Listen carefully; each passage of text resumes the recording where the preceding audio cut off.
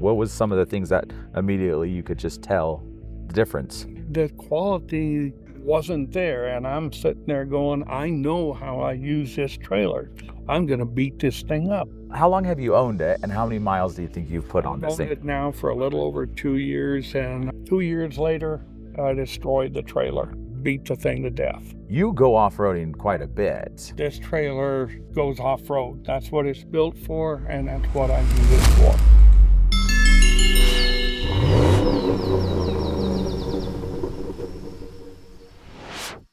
Hey, what's up everyone? Shane here with ROA Off-Road, and today I'm here. You want to introduce yourself and her?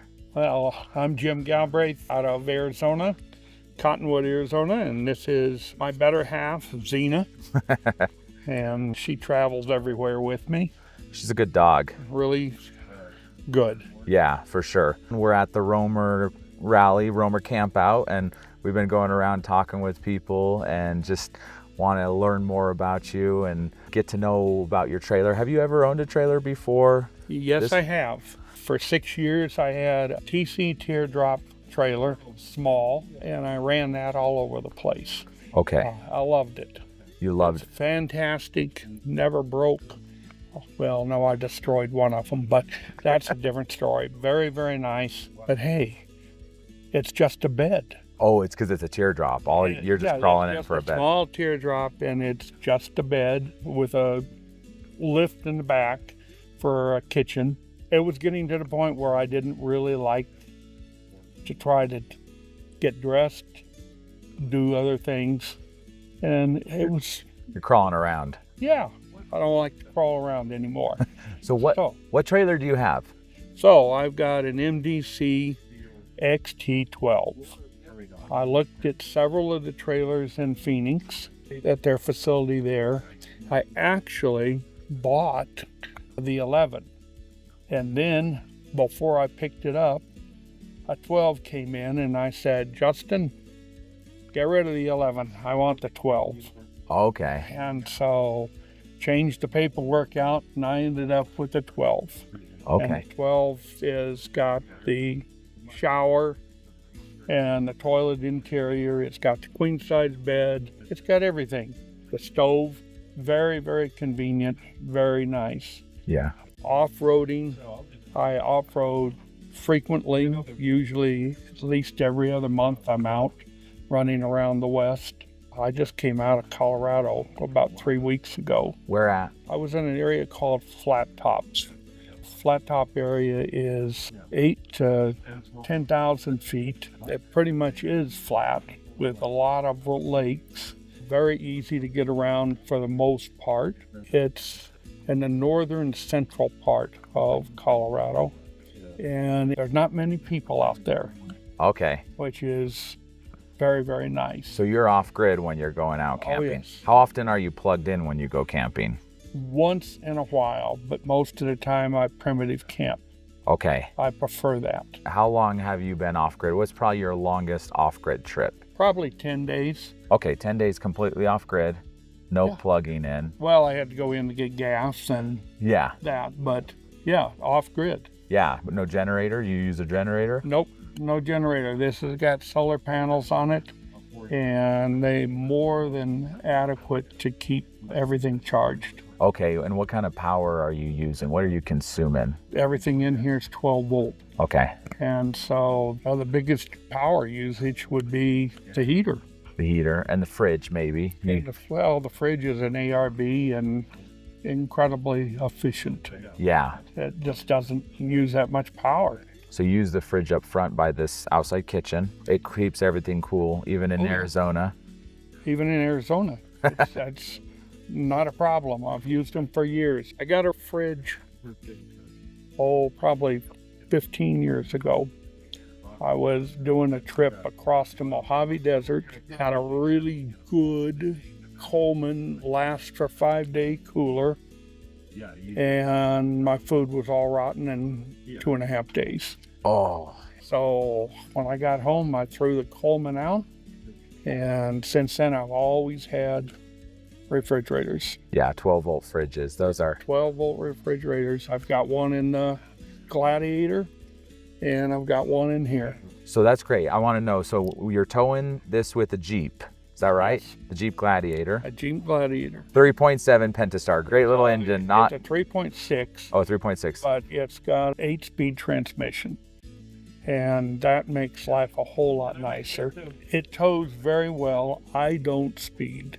Yeah. So I usually am running down the highway, if I'm on pavement, 55, 60 miles an hour. Okay, so you're not If too I'm fast. going up a hill, I can hold at 55. Okay, you go off-roading quite a bit. I go off-roading quite a bit, but I think I was in the Black Rock area of Nevada this last April. The Black Rock area of Nevada is the northwestern portion. Nobody's out there. It's extremely rough and difficult. Yeah. This trailer pulled fine through it. Never had any trouble. I mean, we're going down shelf roads, rocky things, going up crap, and it was pulling fine. Oh, that's awesome. The only problem I've had with this trailer off-road is height. Okay. Well, I was in New Mexico and going through forest, northeastern part of New Mexico, and there was a lot of fallen trees and trees that had leaned across the trail. Well, a normal vehicle could get through there, but this is 9.5 feet tall, Yeah. and I couldn't go through it, so had to get the chainsaw out. There you go. No, got some firewood. So That's awesome. Oh, there was one other time I couldn't do it, and that was in San Rafael Swell in Utah. Fantastic area. I highly recommend it. One of my favorite areas. But going it south and north of I-70, Yeah. and a couple of trails go under I-70. Yep. I've been to those areas. This is too high for that. Yeah. So we had to get a workaround on it. Workaround. Yeah, yeah. It's not too bad though. But the only other problem with this is off camber. If it's really off camber, that's something I'm concerned with. You get worried a little bit. Yes. It's kind of scary. It's very scary because if this tips over, well, you call the insurance guy and tell him, hey, this is where it's located.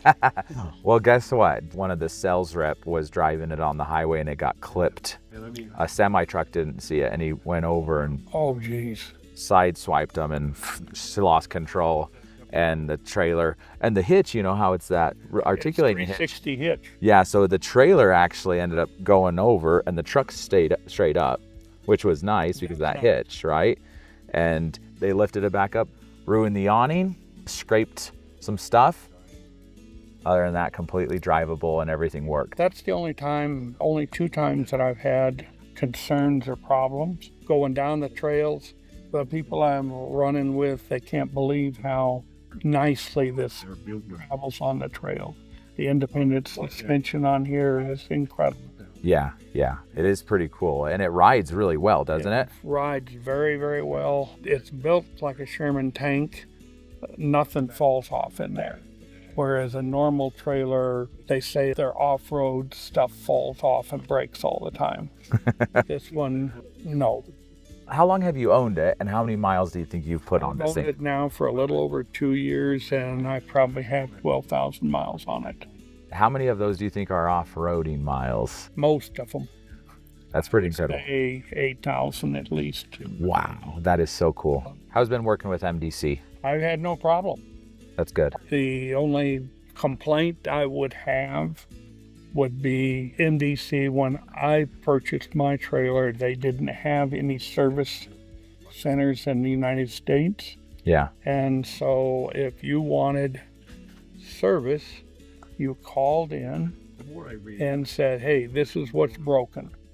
This is where I'm at. And they would call back and say, okay, we'll have so-and-so service people out, and they'd send a mobile service person out Yeah. to fix you. And that was very handy. That's really cool. Yeah. That was nice. The only problem is, obviously, this is an Australian trailer, and it's built a little bit different. than U.S.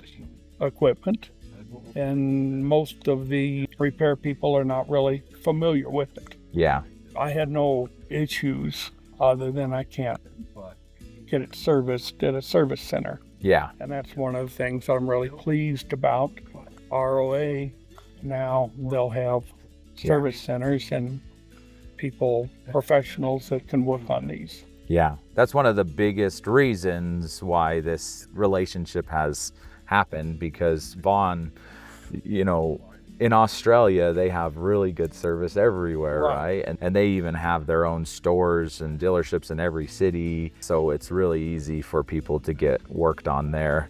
Here in the US, we are a lot bigger, a lot more people. I feel like he really truly cares about the owners and wants to make sure they're having a great experience. And this is the whole reason why he, you know, because in Australia, they got their big red bash, they got good service centers. And in the US, he's like, I need that similar type of support and experience here. And that's the whole reason for the ROA rally, right? And the service centers. And so I think this is a good opportunity for all the owners to be able to be part of the community. That's why I'm here. Yeah. And it's an excellent opportunity, and it's going to make my life a lot easier. I'm looking forward to it. Well, thank you. Very much so. How's your experience been getting to know other owners? It's been very enjoyable. Yeah, I normally don't hang out in groups, Yeah. and this is very, very enjoyable time. It's a different type of group, right? It's a group that's all into the same thing, Yeah. and this is a very happy experience. That's good. That's good. Well, thank you. And you've added to it, especially feeding us. I appreciate that again. Okay. And we've had fun with the adventure yesterday, and really grateful that you could come, especially on short notice, right? Yeah, it was very short notice, but fortunately I was able to clear the schedule and get up here. Yeah. I'm right in between two trips. I got back from Colorado and turn around and go home and get ready and going back to New Mexico and Colorado.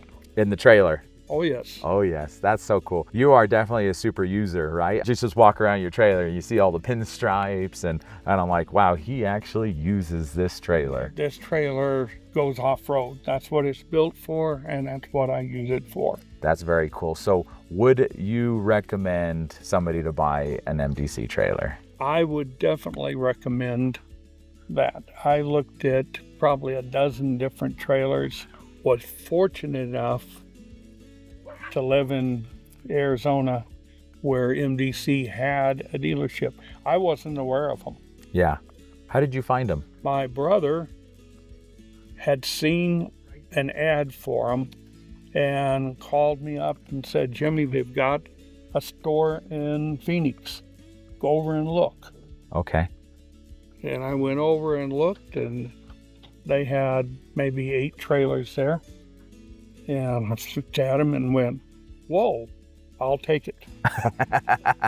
You immediately knew the second you saw the difference Oh, yeah. from what you were looking at. Oh, It's because you're comparing them with other trailers, right? What was some of the things that immediately you could just tell the difference?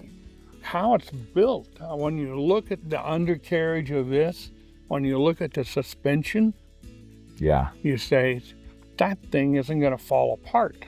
Yeah. And when you then look inside and see how things are put together there, you know they're not going to be shaken and falling down. When we started, I said I had the TC Teardrop. Yeah. Wonderful company. But I said there's a couple of things I don't really like. I'm not sold on the way you do your chassis. Yeah. And he said, Jim, if you have a problem, we'll replace it. Yeah. Well, 2 years later, in Death Valley, I destroyed the trailer. I Oh. was on a really, really nasty trail and just beat the thing to death. Yeah. And I limped into town, got it welded back up, called Todd and said, this is my problem. And he said, we'll build you another trailer. Very cool. And he did. He built another trailer. That's very cool. And that trailer I then ran for another 4 years. and it's still running. You run them hard. You know, MDC says they give you a lifetime chassis warranty, so. Well, we're going to try. When you were looking to buy this one, what were some of the other trailers you were kind of looking at that you compared to this one? I wish I could tell you. I don't really know. I know Yeah. several different off-road trailers. Some of them look pretty nice. Yeah. But the quality wasn't there, and I'm sitting there going, I know how I use this trailer. I'm going to beat this thing up. Yeah. And then I'm going to be at the fabricator saying, hey, I need to add this and this and this to it. Yeah. Strengthen it up. Yeah. And I didn't want to do that. Yeah. And so when I saw this and saw how it was built, I'm not going to tear that up. Yeah. And You've been running it for over 2 years, 8,000 miles potentially off-road, roughly. That's pretty incredible. and it's been in some nasty areas. But it's a good trailer. I've had a lot of fun with it. That's great. Well, I look forward to a lot more fun. well, thank you, Jim. I really appreciate you taking the time to sit down and do this interview with us. Just really, really happy that I found out about this Yeah. and was able to come. Well, thank you. It's an incredible experience, and I certainly hope that we can continue. We absolutely will. Every year, put it on your calendar, Labor Day weekend, we'll be here doing this, but outside of Labor Day weekend, we'll be doing adventures too. I look forward to those. I really want to do those. Yeah. Well, thank you, Jim. I really appreciate the time. Guys, have any comments, make a comment below. Thanks for watching and have a wonderful day.